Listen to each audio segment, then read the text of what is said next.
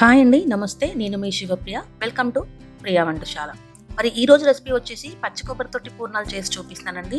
మరి ఎటువంటి పిండి కలుపుకోకుండా, ఎటువంటి పిండి రుబ్బుకోకుండా ఇంట్లో పచ్చి కొబ్బరి ఉంటే చక్కగా పూర్ణాలు చేసుకొని తినేసేయచ్చండి. చాలా అంటే చాలా బాగుంటాయి. ఎప్పుడంటే అప్పుడు పచ్చి కొబ్బరి ఇంట్లో ఉంటే మనం ఈజీగా ప్రిపేర్ చేసుకోవచ్చు అనమాట. చాలా ఈజీ రెసిపీ అనమాట. మరి నా వీడియో కనుక మీరు మొదటిసారి చూస్తున్నట్లయితే సబ్స్క్రైబ్ చేసుకోవడం మాత్రం మర్చిపోదు ఫ్రెండ్స్. మరి ఇక లేట్ చేయకుండా రెసిపీలోకి వెళ్ళిపోదామా? అయితే నేను ముందుగా పచ్చి కొబ్బరిని ఈ విధంగా ముక్కలుగా కట్ చేసుకొని ఈ పచ్చి కొబ్బరి ముక్కల్ని గ్రైండ్ చేసుకొని పక్కన పెట్టుకోవాలి. తర్వాత ఒక గిన్నె తీసుకుందామండి. అందులో ఒక 2 స్పూన్స్ దాకా నెయ్యి వేసేసుకుందాం. మీకు నెయ్యి వద్దనుకుంటే బటర్ యాడ్ చేసుకోవచ్చు. తర్వాత ఒక అరకప్పు దాకా బొంబాయి రవ్వ వేస్తానండి. ఇది మంచిగా వేయించుకోవాలన్నమాట. ఇది వేయించుకుంటే టేస్ట్ బాగుంటుంది కాబట్టి మనం ఈ విధంగా వేయించుకోవాలన్నమాట. జస్ట్ ఒక 2 or 3 మినిట్స్లో మంచిగా వేగిపోతుంది. మరి ప్రతి ఇంట్లో సాధారణంగా పచ్చి కొబ్బరి ఉంటుంది కదా, చక్కగా ఇది ప్రిపేర్ చేసుకోవచ్చు అనమాట. పిల్లలు స్వీట్ అడిగినా కూడా అప్పటికప్పుడు చేసి పెట్టేసేయచ్చు. చాలా అంటే చాలా బాగుంటుంది. తర్వాత ఈ విధంగా మంచిగా వేగిపోయిన తర్వాత ఇందులో ఒక అరకప్పు దాకా పాలు పోస్తున్నాండి. ఇందులో వాటర్ యాడ్ చేయొద్దు.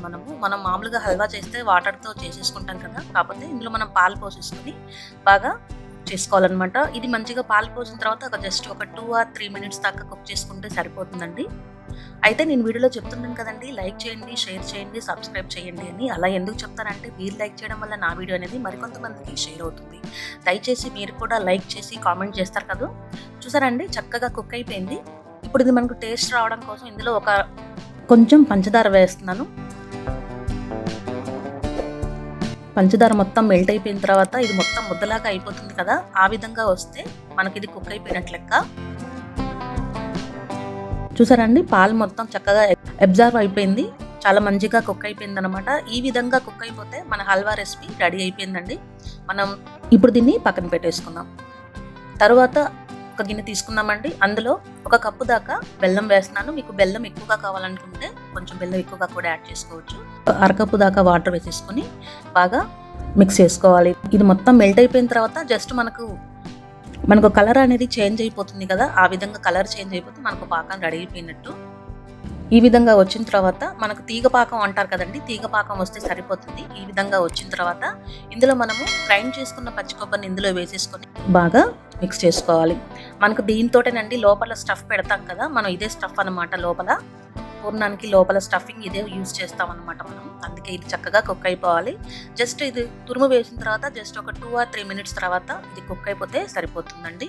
ఇందులో ఒక 1 స్పూన్ దాకా నెయ్యి వేసేసుకొని బాగా మిక్స్ చేసుకోవాలి. మీకు నెయ్యి వద్దనుకున్నా కూడా దీన్ని స్కిప్ చేసుకోవచ్చండి, కాకపోతే చేతికి అంటకుండా వస్తేనే నెయ్యి వేస్తున్నాను.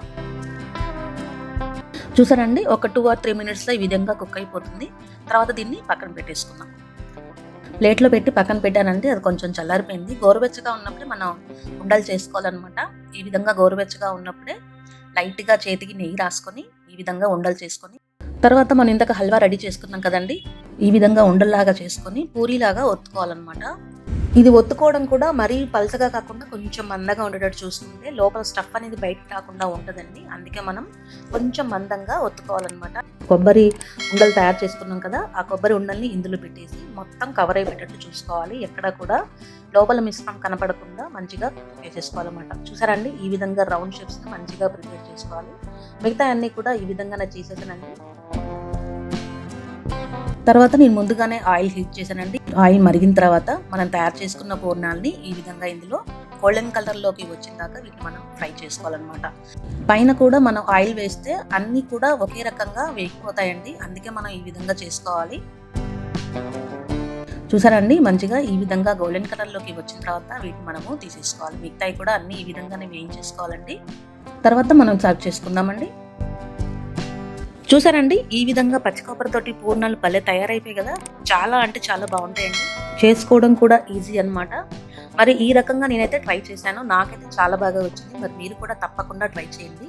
ట్రై చేసి మీకు ఎలా వచ్చిందో కింద కామెంట్స్ సెక్షన్లో తప్పకుండా తెలియజేస్తారు కదా. మరి నెక్స్ట్ రెసిపీ తోటి మళ్ళీ కలుద్దామా? అంతవరకు సెలవు. Support us friends. Thank you.